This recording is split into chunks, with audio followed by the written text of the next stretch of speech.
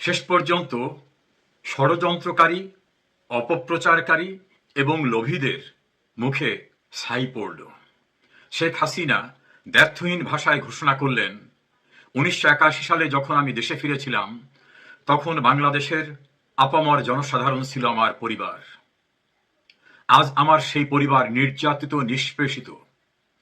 এই বিপন্ন মানুষদের ছেড়ে আমি কোথায় যাব?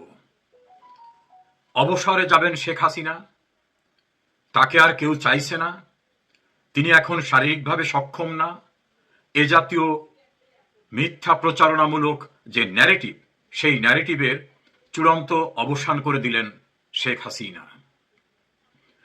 ভেতরে এবং বাইরে যারা নানা রকম অনাকাঙ্ক্ষিত অপপ্রচারে, ষড়যন্ত্রে এবং প্রলোভনে লিপ্ত হয়েছিলেন শেখ হাসিনাকে মাইনাস দেখাবার চেষ্টায়, এমন তো কেউ কেউ গণমাধ্যমে উস্কে দিয়ে সংবাদ প্রকাশ করিয়েছিলেন আওয়ামী লীগ আর শেখ হাসিনাকে চাচ্ছে না। তাদের সে জাতীয় সকল ন্যারেটিভের অবসান হয়েছে। শেখ হাসিনা দৃঢ়তার সঙ্গে বলেছেন, নির্যাতিত, নিষ্পেষিত, বিপন্ন বাংলাদেশের মানুষকে ছেড়ে তিনি অবসরে যাবেন না। শেখ হাসিনার অবসান বা অবসর সেদিন হবে যেদিন আল্লাহ রব্বুল আলামিন তাকে স্বাভাবিক নিয়মে নিয়ে যাবেন। তার পূর্ব পর্যন্ত তিনি মানুষের পাশে আত্মোৎসর্গ করা, দেশের কল্যাণে, মানুষের মঙ্গলে নিজেকে নিবেদিত রেখেছেন এবং সেটাই অব্যাহত থাকবে। বিদেশে অবস্থানরত অবস্থায় একটি শোকসভায় অংশগ্রহণ করে তিনি খুবই পরিষ্কার ভাষায় বলেছেন। এর বাইরে তিনি ভারতের একটি পত্রিকায় সাক্ষাৎকার দিয়েছেন, যেটা বাংলাদেশের আরেকটি পত্রিকা প্রকাশ করেছে। সব কথা নির্যাস, শেখ হাসিনা ছিলেন, শেখ হাসিনা আছেন এবং শেখ হাসিনা থাকবেন। এই দ্ব্যর্থহীন ঘোষণার দুটি দিক।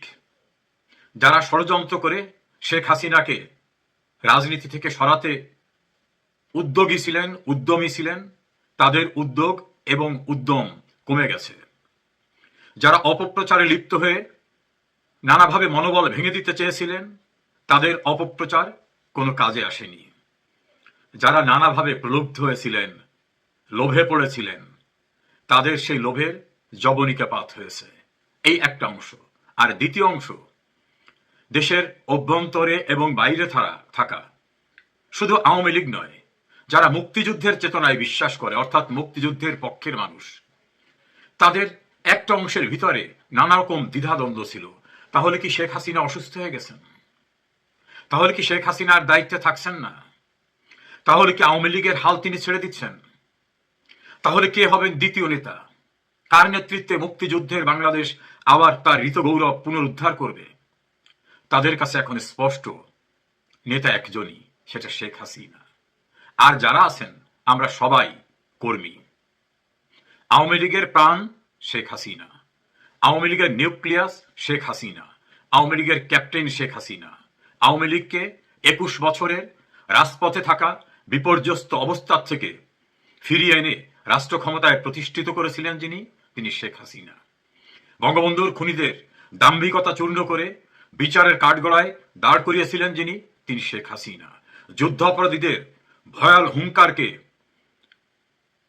নিশ্চিহ্ন করে দিয়ে তাদের বিচারের মুখোমুখি করেছিলেন যিনি, তিনি শেখ হাসিনা।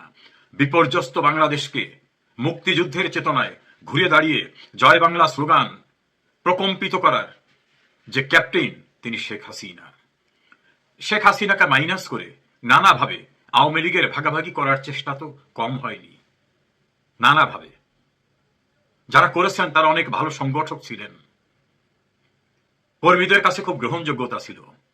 অনেকে হয়তো ভুলে গেছিলেন যে তাদের সবকিছুর উৎস তারা আওয়ামী লীগের হওয়ার কারণে তাদের এত যোগ্যতা। বিভাজিত করে, গ্রুপিং করে এক পর্যায়ে তারা বুঝতে পেরেছেন আওয়ামী লীগহীন কোনো হেভি ওয়েটের কোনো মূল্য নেই, কোনো মূল্য নেই। বারবার সেটা প্রমাণিত হয়েছে।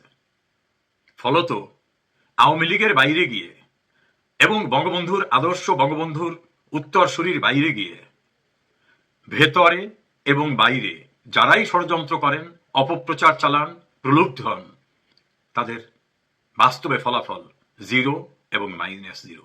আওয়ামী লীগ মানে শেখ হাসিনা, শেখ হাসিনা মানে আওয়ামী লীগ। বিদ্যমান রাজনীতিতে আওয়ামী লীগ এবং শেখ হাসিনা পরস্পর অবিচ্ছেদ্য সত্তা। আমরা সবাই কর্মী। দেশের কোটি কোটি ধর্মের গুরুত্বপূর্ণ তথ্য দিল ব্যারিস্টার রিজাউল করিম। মানুষগুলো একটি জায়গায় ঐক্যবদ্ধ। মুক্তিযুদ্ধের চেতনার হাল ধরার জন্য শেখ হাসিনার কোনো বিকল্প নেই। আজ সেটা ব্যর্থহীন ভাষায় শেখ হাসিনা ঘোষণা দেওয়ায় প্রাণ ফিরে পেয়েছে। মানুষের স্পৃহা, উদ্যম, আকাঙ্ক্ষা 10 ডিগ্রি সামনে এগিয়ে গেছে এবং সেটা শেখ হাসিনাকে নিয়ে।